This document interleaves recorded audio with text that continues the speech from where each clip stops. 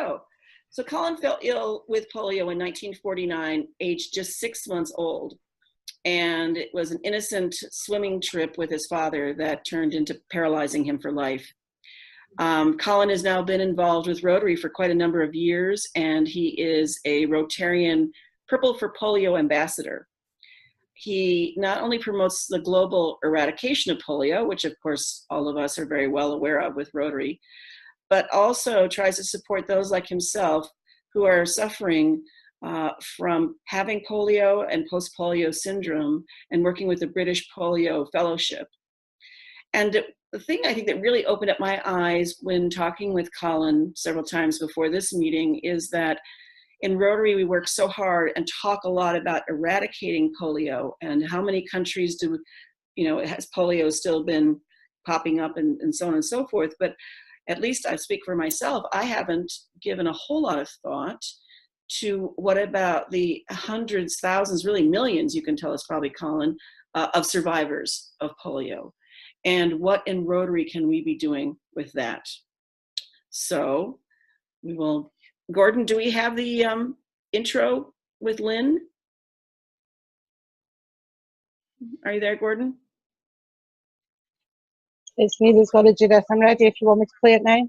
Yeah, please. We have a little intro to our club that's been taped that we'll show you. Thank you, Helen.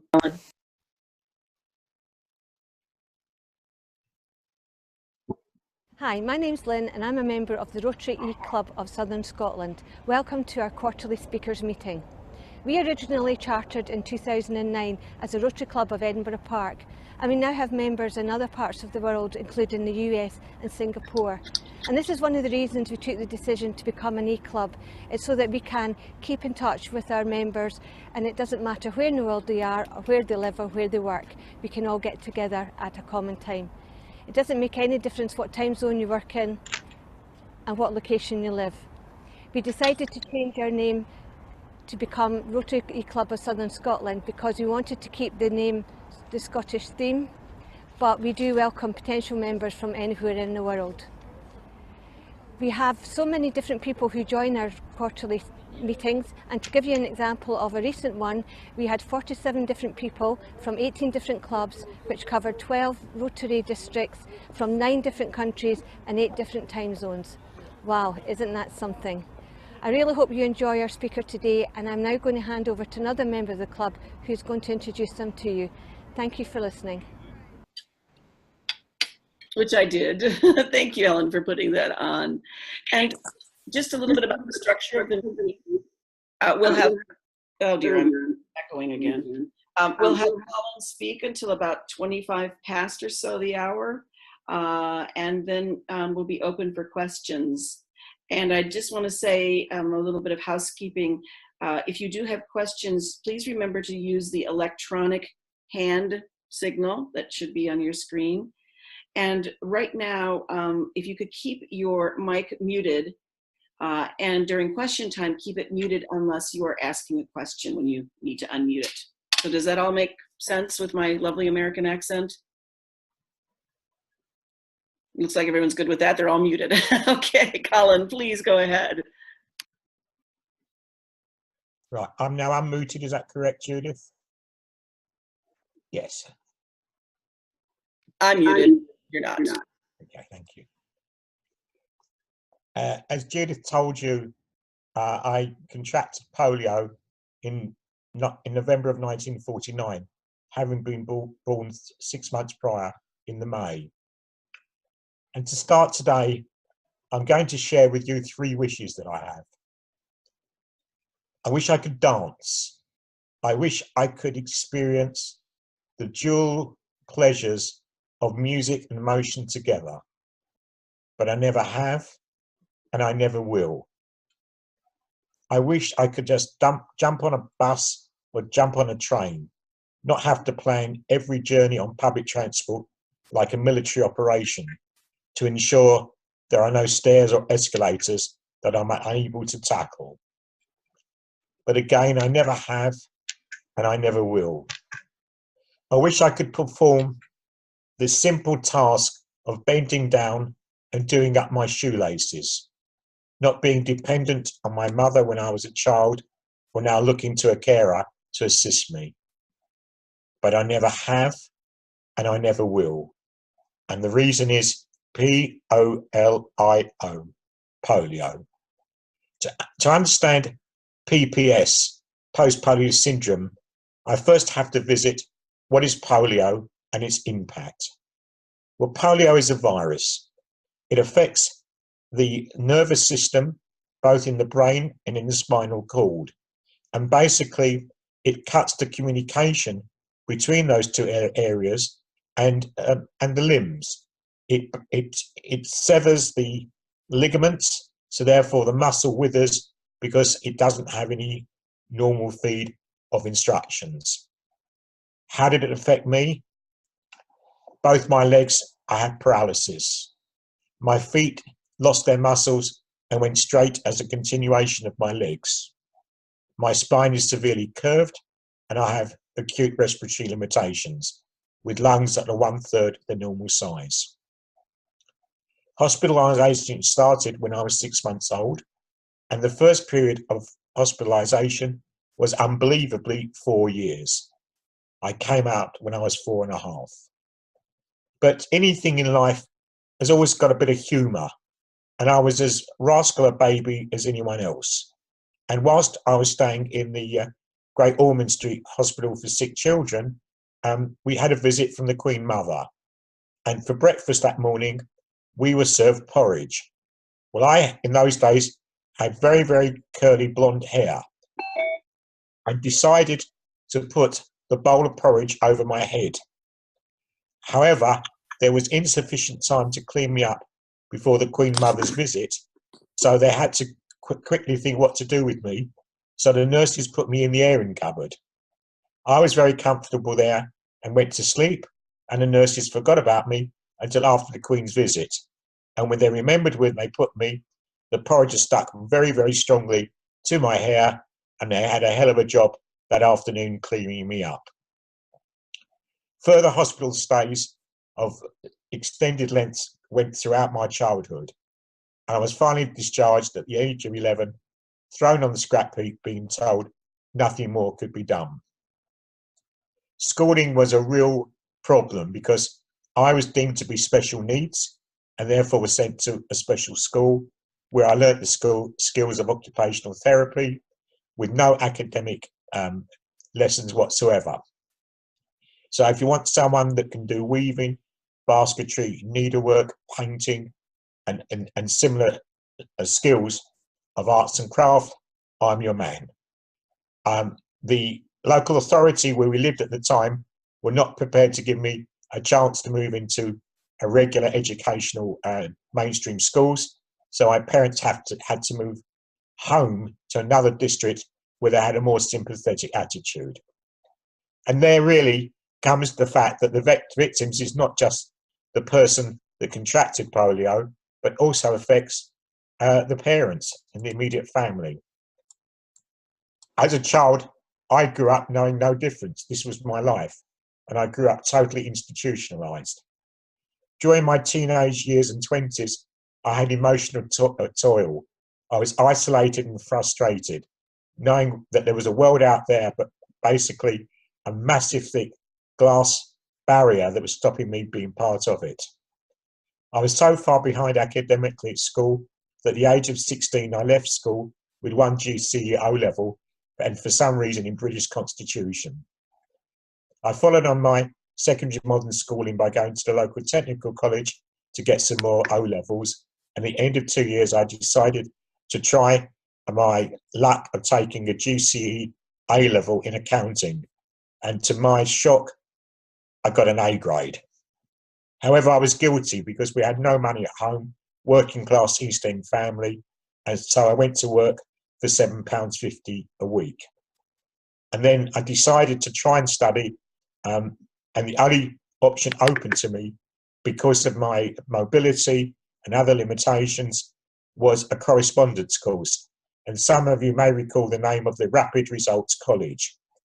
However, I studied diligently evenings and weekends, and after 5 years, I managed to qualify. And I'm so pleased to share with you that I became a chartered certified accountant back in 1973. And for more than 45 years now, I've run my own practice because there was obstacles and discrimination barriers in the city. I didn't fit the image, so I had no choice other than to set up my own firm. The impact of polio is hard to say.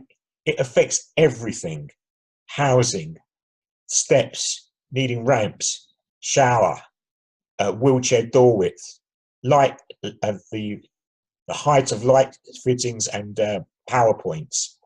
Motoring. Well, my first motoring experience was an invalid carriage, and some of you may remember the single-seater blue little death traps that the government gave us. Really so suitable for social integration, and really they were just absolute nightmare. I got rid of two of them. The first one I turned over into Trafalgar Square, and a policeman came along and straightened it up, and off I went on my way. And the second one caught fire near Gatwick Airport. Someone came to my aid and said, "I have a fire extinguisher, do you want help putting it out?" I said, "No, please let it burn, because I never want to get back in it ever again." I now drive adapted cars which have hand controls because my legs are useless for the purposes of driving. I have a seat riser to elevate me up to the roof of the vehicle, and a wheelchair hoist in the rear to load and unload the wheelchair. Mobility on rails and trains and buses is a real nightmare, and basically I just don't travel in that mode. Clothing, everything has to be made for me: shirts, jackets, trousers and shoes, the lot. Public service, I was honoured to be asked to participate in a job creation programme to get the unemployed into useful labour, and they were, for instance, putting insulation in the homes of the elderly and disabled, and putting security locks on their windows and doors. And as a result of that, I was nominated to become a magistrate. And this month I've celebrated 31 years on the bench as a Justice of the Peace. Since being appointed, I no longer say, "Nice to see so many familiar faces." I was married to Anne, who sadly passed away last year. With just 3 months from being diagnosed with cancer, she lost her fight. I now live alone, supported by carers. I have two wonderful stepchildren. Resources for polio victims are extremely limited. There are only a few centres of excellence left in the UK: the Royal National Orthopaedic Hospital at Stanmore, the Royal Brompton and Lane Fox units in London. The new generations of doctors gain no experience of polio during training. I'm now going through the ageing process, so in addition to high blood pressure, high cholesterol, old men's problems and osteoporosis, I have post-polio syndrome, known better as just PPS. How does that affect me? Well, since 2010, my breathing has deteriorated dramatically, so I'm now dependent each and every night on a ventilator to push more air into me and to expel the carbon dioxide that my weak chest muscles are unable to do. I suffer fatigue, further mobility deterioration, and, to be blunt, continuous pain. These significant changes started with just a chest infection which hospitalised me with a blue light. Initially, I was discharged with being dependent on oxygen for 15 and sometimes charged for an oxygen supply. The future, there is today. There is a time bomb, because all polio children victims will one day become PPS adults.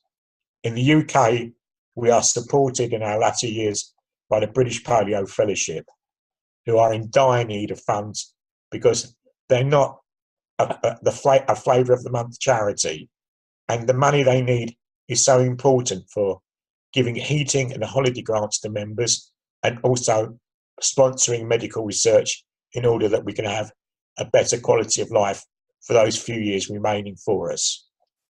I must emphasise that Rotary needs to continue its campaign to end polio now, and also focus on caring for the ageing polio victims in their homeland. In the UK, it's estimated there are 120,000 survivors. In the USA, the estimate figure is 4 million, and there must be millions more all around the globe. When I started to talk to Rotary about polio, it became apparently obvious to me that they hadn't given a thought about the survivors. Take the analogy that they went into a village today to give polio vaccine to babies. But yesterday, one of those children contracted polio. Do we within Rotary have no conscience, no obligation, no responsibility to support that child throughout their life? The British Polio Fellowship will soon mark its 80th anniversary, and they are now financially struggling to support their members. I was honoured to be appointed their Rotary Liaison Ambassador in 2016, and more recently this year, Rotary RIBI have appointed me one of their only 8 Purple for Polio ambassadors. But I'm proud to say I am the only Rotarian to hold that role and the only polio Rotarian to hold that role. It's been a very hard life, but as I've only one visit to the planet, I'm determined to enjoy it and to fulfill my time here. I can do anything if I want to do it badly enough, otherwise I've built an excuse. In conclusion, I now ask you to make these following 2 pledges. Number 1, that every single one of you will continue to support Rotary to end polio, ensuring that no child has to ask for the 3 wishes that I made when I commenced this presentation. 2, please remember polio victim survivors when your club considers which charities to support in their forthcoming annual distributions or benefiting from future fundraising functions. I can be reached by email contact. I will give it to you now, but I'm sure if you contact Judith, she will relay it to you. And there's 2 email addresses I can give you.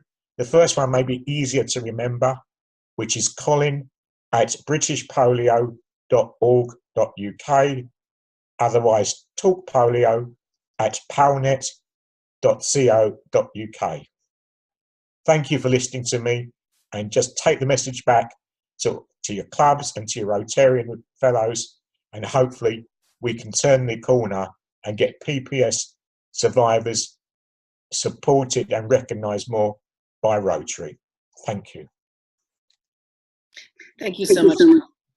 That's wonderful. And I'm hearing echo again.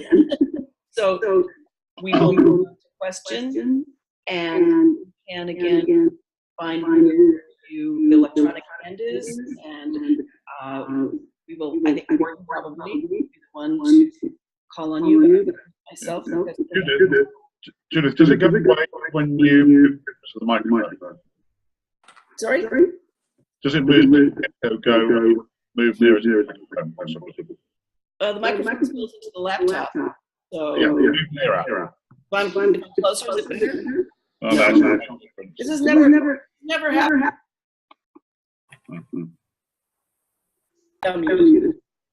Oops. Yeah, so please, because I am that way. Let's go ahead with our questions.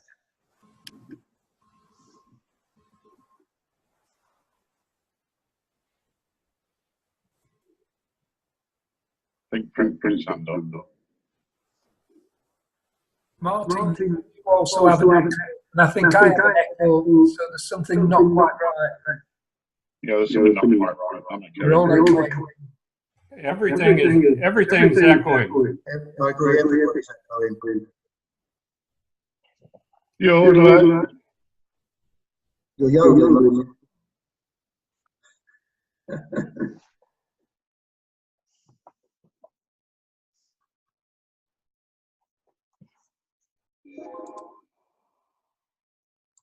Yes, everybody's microphone seemed to be echoing. That sounded better. I've just asked Colin to turn his mic off because I noticed when we all stopped speaking and he started speaking. That's when it happened. So in our blame-free environment, it's Colin's fault. It seems fine now. So just as an experiment, Colin, can you put your microphone back on? Hello, is that echoing now? No, that's okay now. It must be Martin. He's gone offline. Okay, I don't mind blaming him. It's fine by me. We'll all blame him. I think it is Colin. Oh, no, it's back again. I think it is. It's me, is it? Yeah. Well, do you want me to mute or leave them? Mute. I will mute. Don't leave. But you can't answer the questions then. Gordon, do you want to moderate the questions or do you want a hand? I'm just trying to find out. Frank and Ian both have their hand up. Right. Frank, do you want to ask your question? Wherever you are. Yeah, it's Frank here. Can you hear me, sir? Yeah, it's not really a question. I remember in school, Canada in the 1960s, that we were given a vaccine and we were given a needle another time for the polio to prevent the polio spread. I just wanted to make that comment. One of them was in a sugar cube and the other was an injection into the arm. So anyway, thank you very much for your presentation. I wasn't aware of the aftermath and lack of support in the present day. So I do every year give money to Rotary for Polio Plus, so I'll continue to do that. So thank you.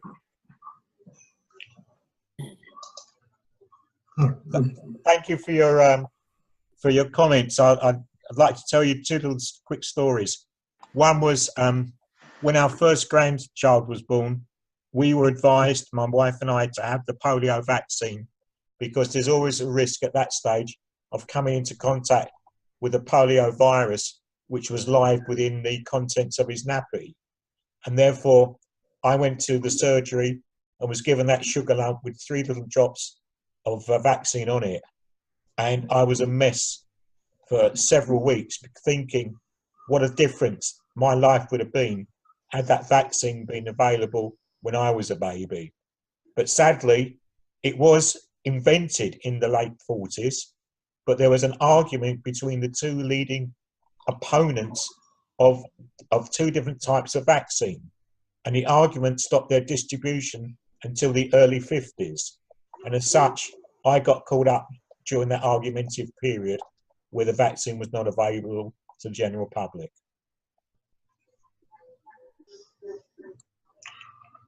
Okay, Ian somewhere? Yeah, thanks very much. Colin, thanks for your talk. It was very inspiring. Can you give me an idea of the age range of people who are now suffering from post-polio syndrome in the UK, and also does it affect them all in the same way?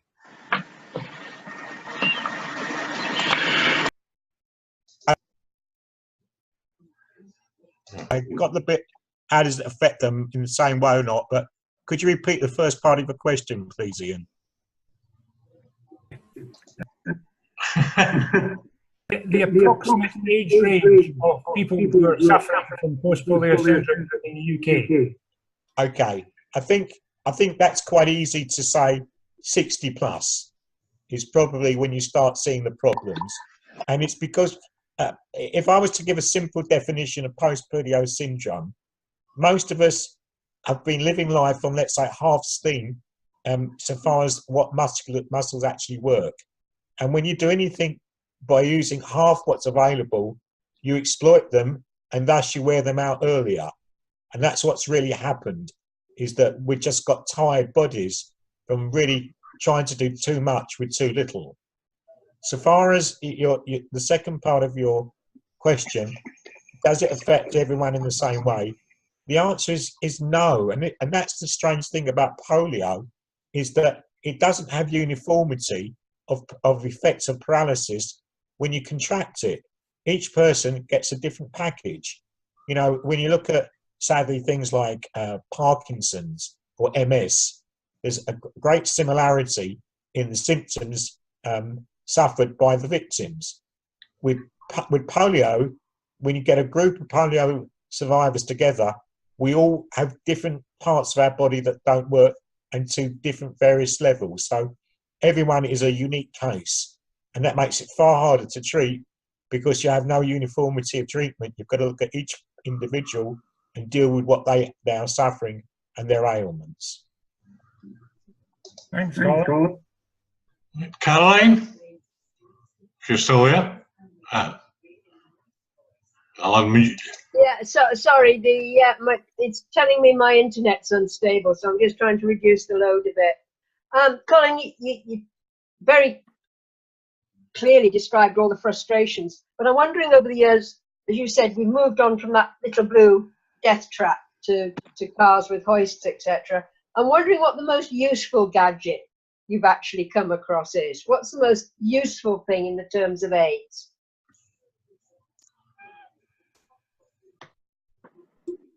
It's a very good question. It's hard to actually say what is. I mean, I think I like fun things, so therefore I love to drive fast cars. I always have done. And when I go into my adapter and say, "Can you adapt this car?" and he says, "For God's sake, why did you buy a white van?" He says, "Because I can do anything you want with a white van. You come in with these strange shaped vehicles with so many challenges for me." And he's a great guy of actually just saying, "I can't tell you now how I can do it, but I tell you I will do it." And we work on projects very, very tandem as a team to actually evolve to where we get to. So I've just given him another vehicle to adapt for me, and the seat riser is literally taking me up something like 18 inches more than the regular seat riser in a car. So it looks very much like I'm an injector seat. For those of you of the age that remember cinemas where the organist used to play and come out of the basement with his organ, that's a bit how it looks when I sit in court, because I have an elevating wheelchair there. So I go into the court, and behind the bench, it looks like there's two, and all of a sudden I start rising from underneath the bench to actually give my profile. So it's looking at things. I love to problem solve. So looking at things that make life easier. So for instance, my shower is Bluetooth. So effectively I can set it while I'm in bed. And by the time I struggle to get into the shower, it's nice tepid temperature for me. So that's one thing. Looking at I don't like labels on disability. So therefore, instead of having a raised toilet seat, I just got my builder to raise the whole toilet on the wall. So to anyone else, it looks absolutely normal, but it works for me. When we go into most rooms in my house, they are with photo cells, so I don't have to switch things on and off. So it's looking for things like that make life a lot easier in terms of that. I average 7 remote controls to every room. There you go. Frank, do you have another question? Frank?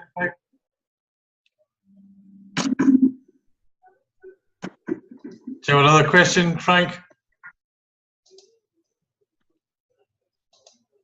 I'm doing very well here.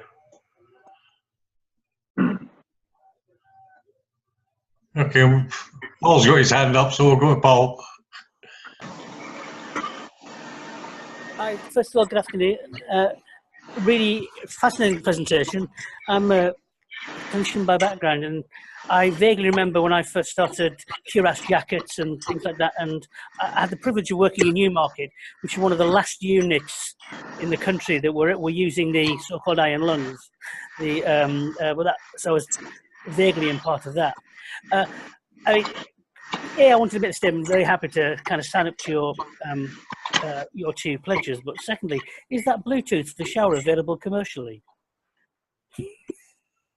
Can't hear you. You're muted.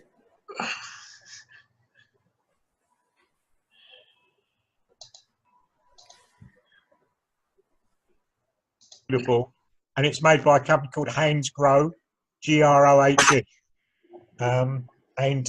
Basically, it has an external unit that you can either put on the wall, or you can have it as a remote control by the side of your bed and activate it, and it will do the shower on and off.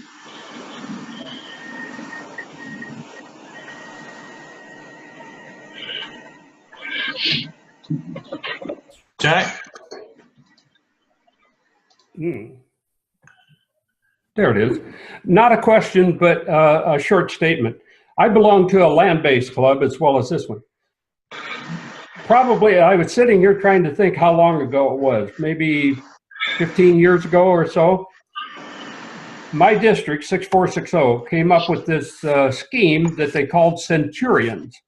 And they requested every Rotarian in the district to give $100 more than they normally would each year going to Polio Plus. My club elected to just throw it in, break it down, and throw it in with the dues. So for whatever that time has been, every member of my club, over 100 members, are donating to Polio Plus on a regular basis.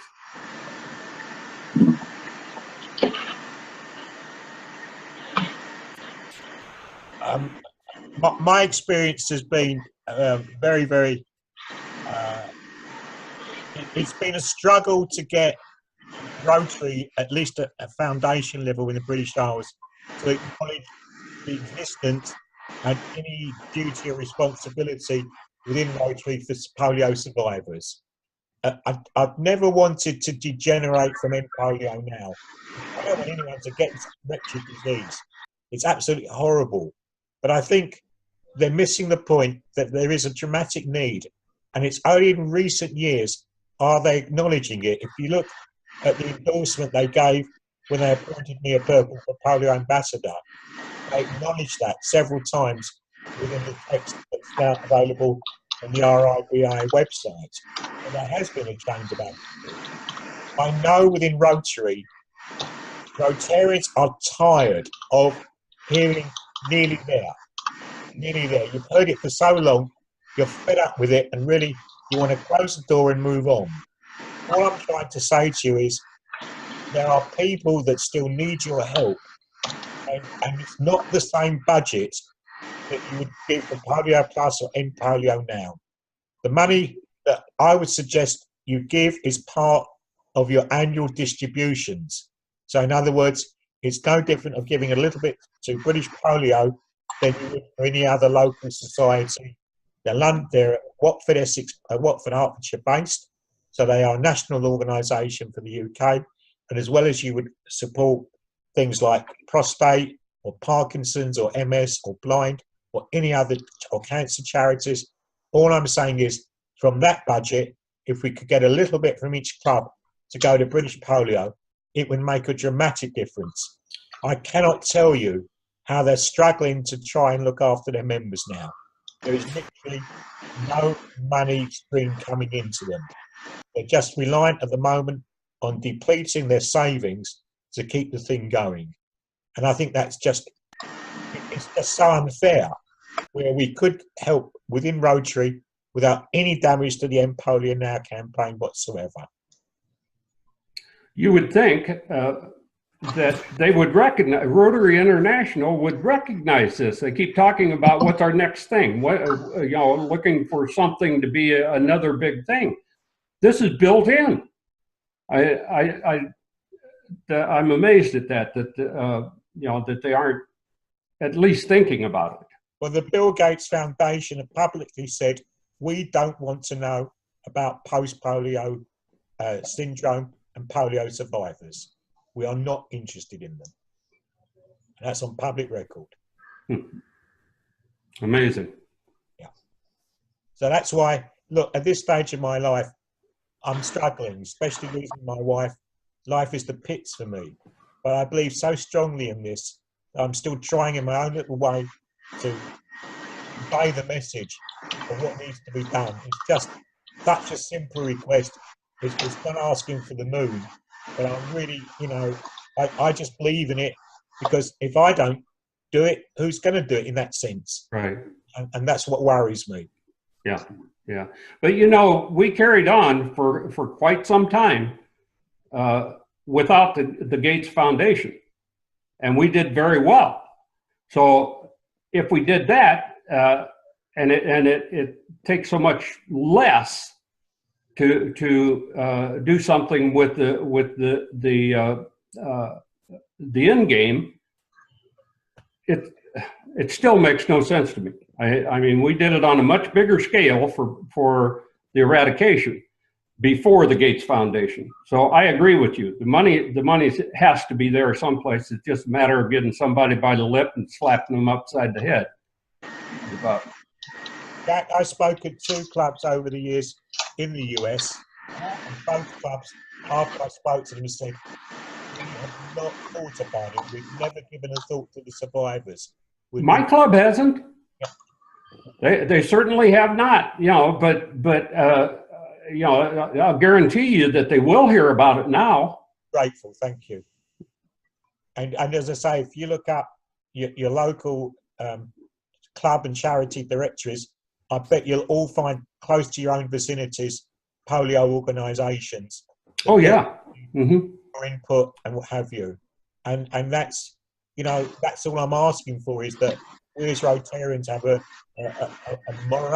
moral duty, in my perception, not to say game over with End Polio Now, but we're not asking for it at the size of the End Polio Now campaign, and diluting and saying, just sowing seeds in Rotarians' minds and saying, please, can we give a thought and some support to our local polio charities? Right, right.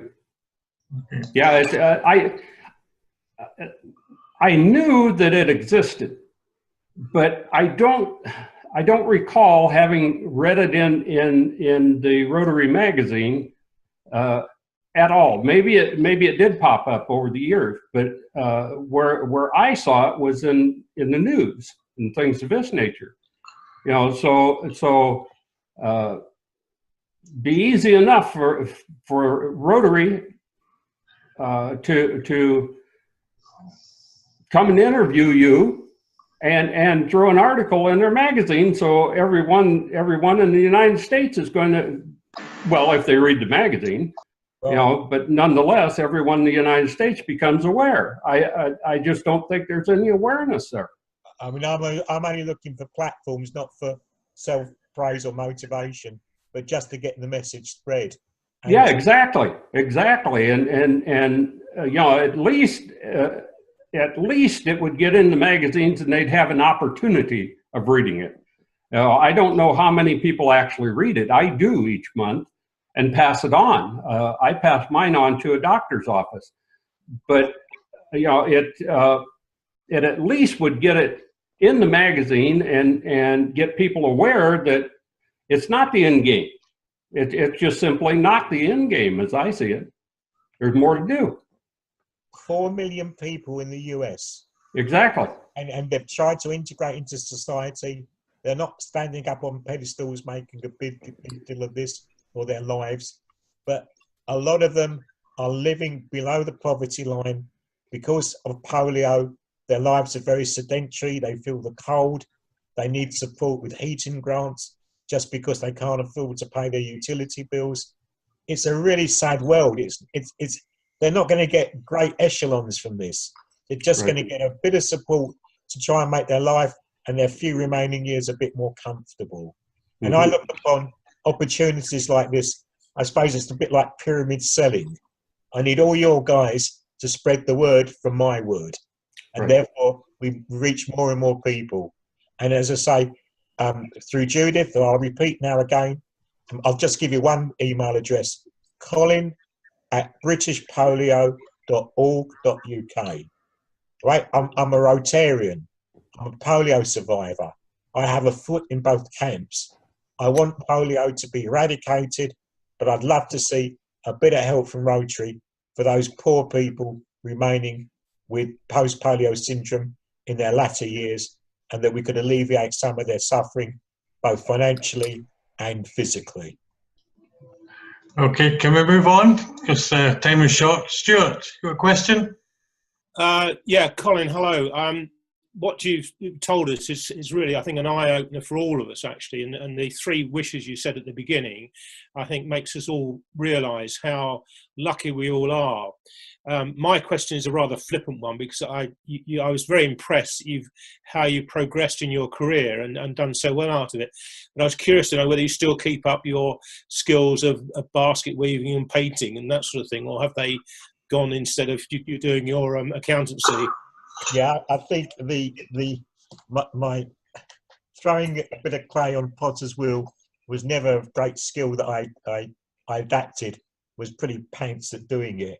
I have to say that during my marriage, my wonderful marriage, I had a wonderful able-bodied wife, and I called her a wife and a half a husband, because she used to do the things that I couldn't do to make life fulfilled for both of us. She had the artistic skills. I have zilch, you know. Maybe my skills are entrepreneurial, and I like to serve society. I mean, serving as a JP now for 31 years has been such an honour for me and a privilege. And I describe it as giving me a chance to put some apples back in the barrel of life. And that barrel would be very sad if we all took apples out and it emptied. And I just feel it's the way I've been able to do it. This, coupled with the mission I've taken on with the ambassadorial roles, both within Rotary and British Polio, gives me another chance to give back. And that's my pleasure now. Maybe not artistic in creating pleasurable things to look at, but it just derives me satisfaction that I'm trying to do my bit in my salad day years. Yeah, well done. Thank you very much. Martin?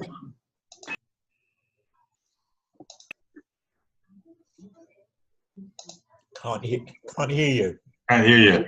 Can you unmute yourself? Yeah. Okay, thanks for that. Colin, that was both humbling and inspirational, so thank you very much. I think when you think about the things that people have to put up with throughout their life, it pales into insignificance when you hear people's stories like yours. So thank you for that. And one of the things that I'm interested in is you've become the Purple for Polio Ambassador, which you must be proud of.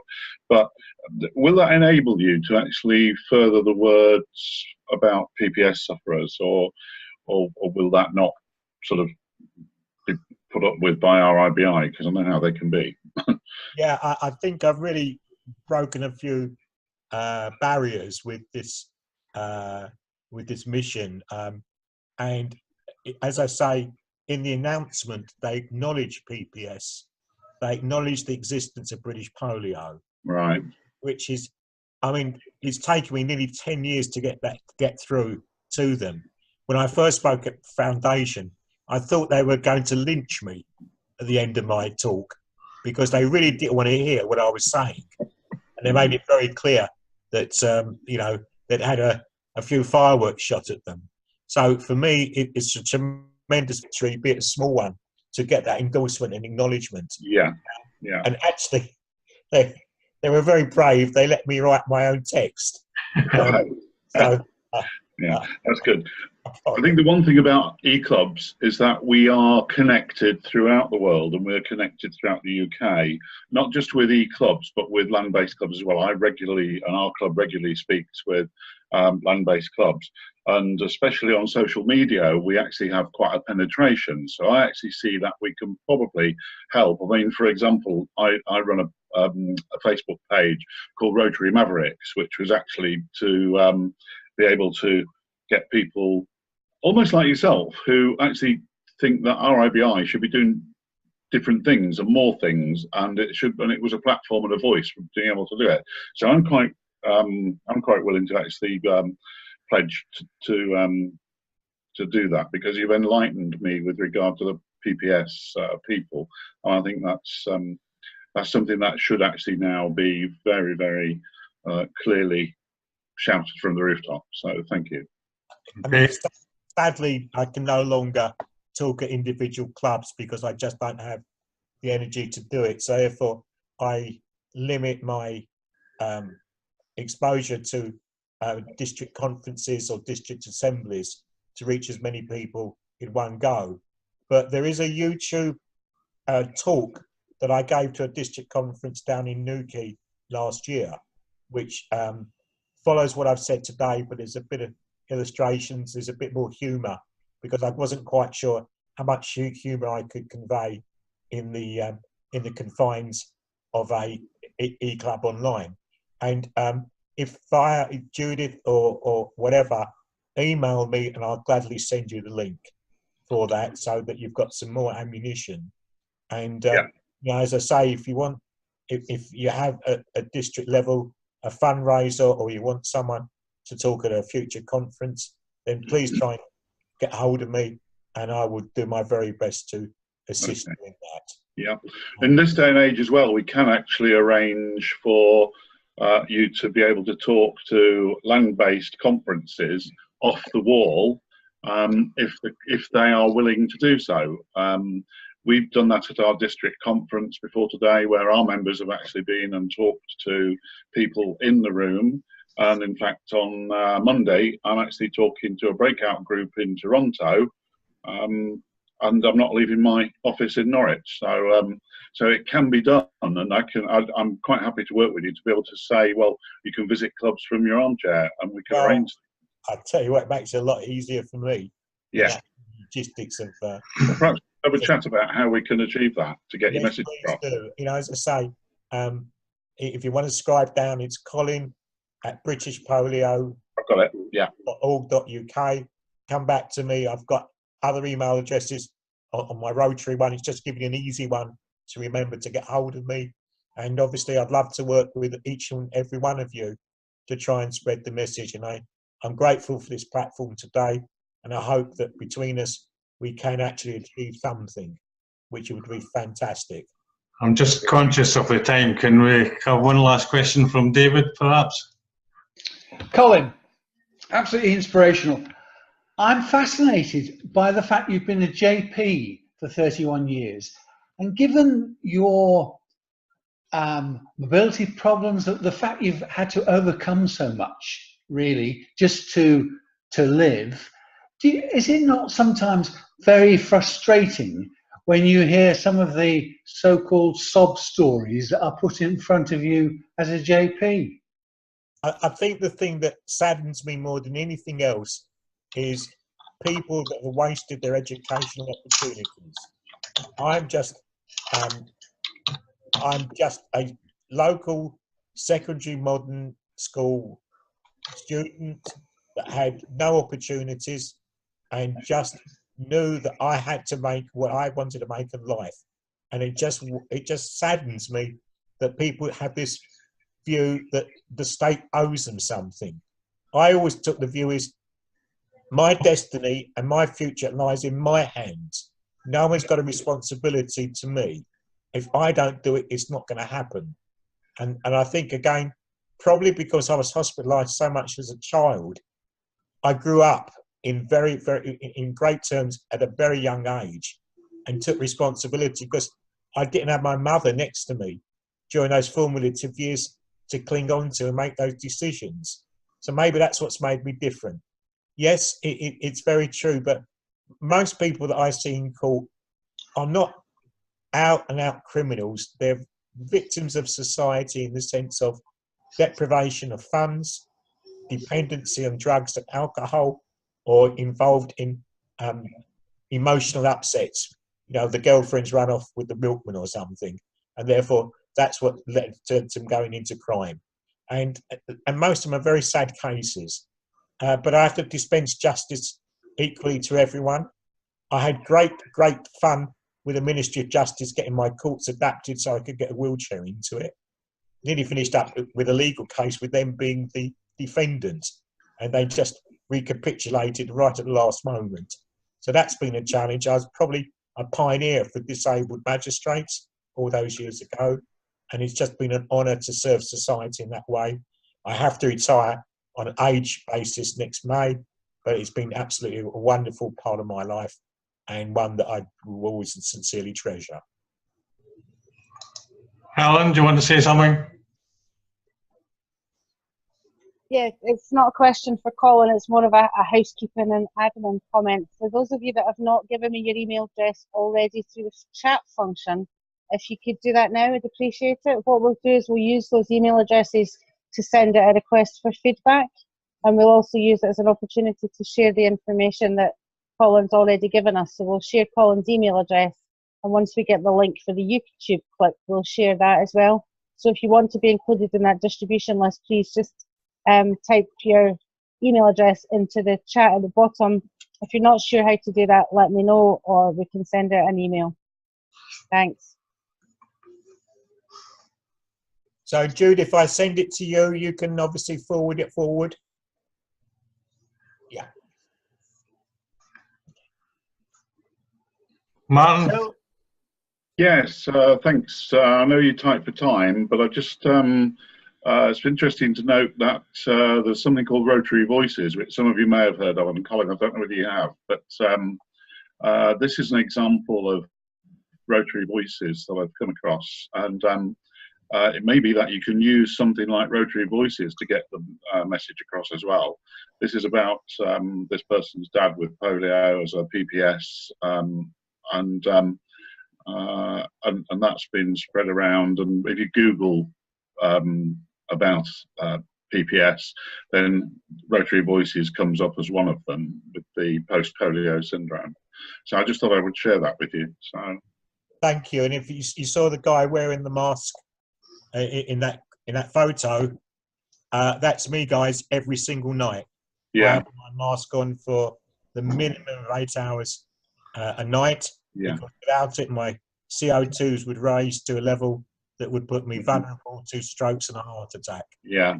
So having sleep apnea, Colin, then I know exactly how that feels, because I have to wear a mask in exactly the same way. Yeah, it's got a slightly different function. I know it has. Yeah, I know. But it keeps us alive and keeps us, yeah, which is very important. Yeah.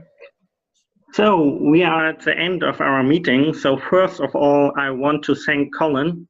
Colin, it was a pleasure to welcome you and to hear about your life and about your work as a polio ambassador. Thank you very much. We hope you all enjoy the meeting, and we would be happy to welcome you again at one of our next speaker meetings. You will find all information about our meetings on Facebook or on our website. See you soon, and thank you very much, Colin. Thank you. If anybody wants to stay online, they may do so. I'm going to stop recording.